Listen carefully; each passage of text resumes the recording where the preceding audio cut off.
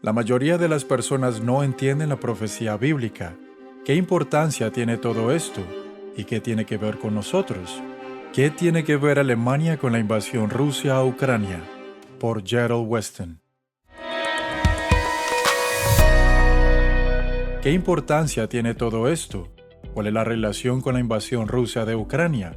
¿Qué tiene que ver Alemania con todo lo demás? ¿Y qué tiene que ver con nosotros?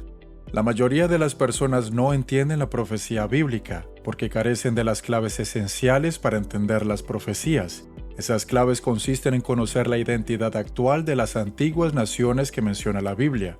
La mayoría supone que todas las profecías sobre Israel se aplican a los judíos. Este es un gran error. Por medio de los judíos vendría el Mesías, pero las bendiciones de la primogenitura descritas en los primeros 5 libros de la Biblia pertenecen a la tribu de José. Leamos un pasaje que aclara el punto en 1 de Crónicas 5, versículos 1 y 2. Los hijos de Rubén, primogénito de Israel, porque él era el primogénito, mas como violó el hecho de su padre, sus derechos de primogenitura fueron dados a los hijos de José, hijo de Israel, y no fue contado por primogénito, bien que Judá llegó a ser el mayor sobre sus hermanos y el príncipe de ellos, mas el derecho de primogenitura fue de José. Por inspiración de Dios, el anciano Israel adoptó a los hijos de José, llamados Efraín y Manasés, y les transmitió su nombre. Ver Génesis 48, versículos 5 y 6, y versículos 15 y 16. Estos fueron los que recibieron las bendiciones de la primogenitura, llegar a ser una multitud de naciones o mancomunidad y convertirse en una gran nación. Esto lo encontramos en Génesis 35, versículos 10 y 11, y capítulo 48, versículos 18 y 19. Las 10 tribus conocidas como la casa de Israel, encabezadas por Efraín y Manasés como hijos de José y herederos de la primogenitura, fueron llevadas en cautiverio por el imperio asirio. ¿Quiénes eran los asirios y qué ocurrió con ellos?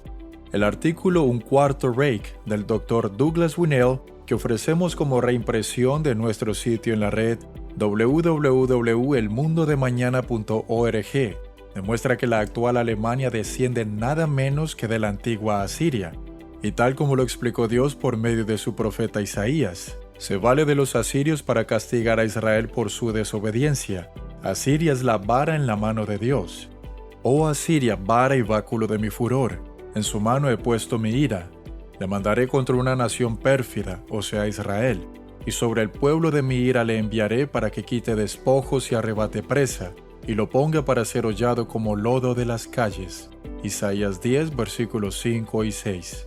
¿Acaso se daban cuenta los antiguos asirios de que Dios los usaba para castigar a Israel?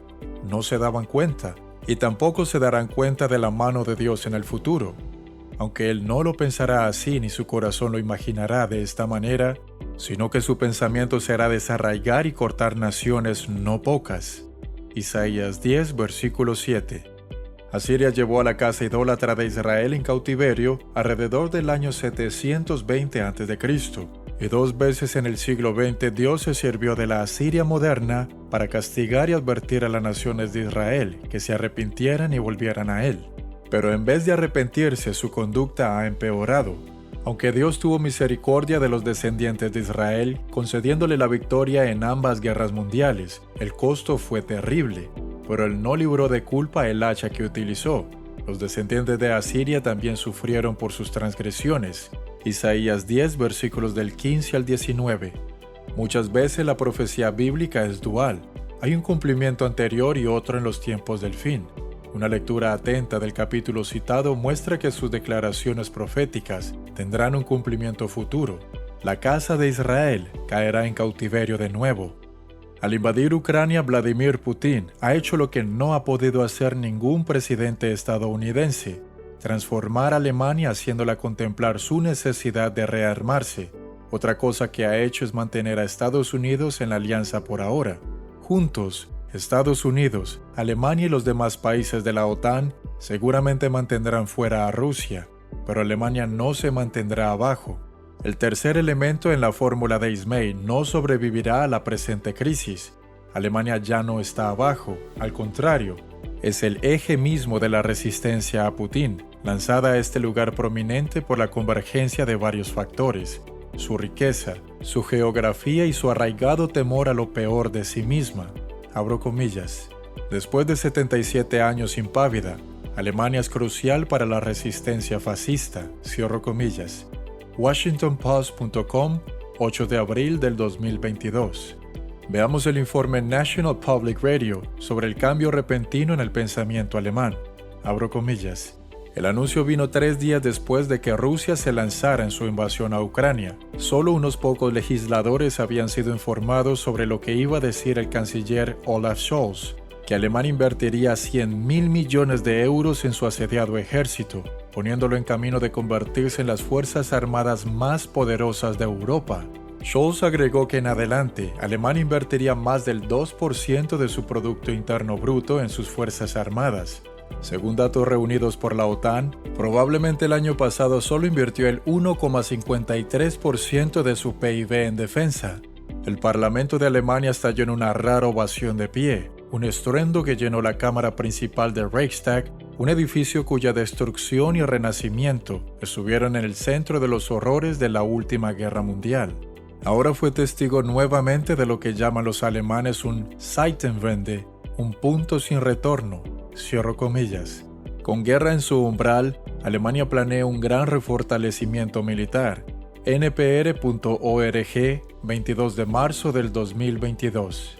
No se levanta un ejército de la noche a la mañana, pero consideremos lo siguiente. Adolfo Hitler fue nombrado canciller el 30 de enero de 1933. 6 años y 7 meses después, sus ejércitos invadieron Polonia. ¿Cuánto tardará en reconstruirse el ejército alemán?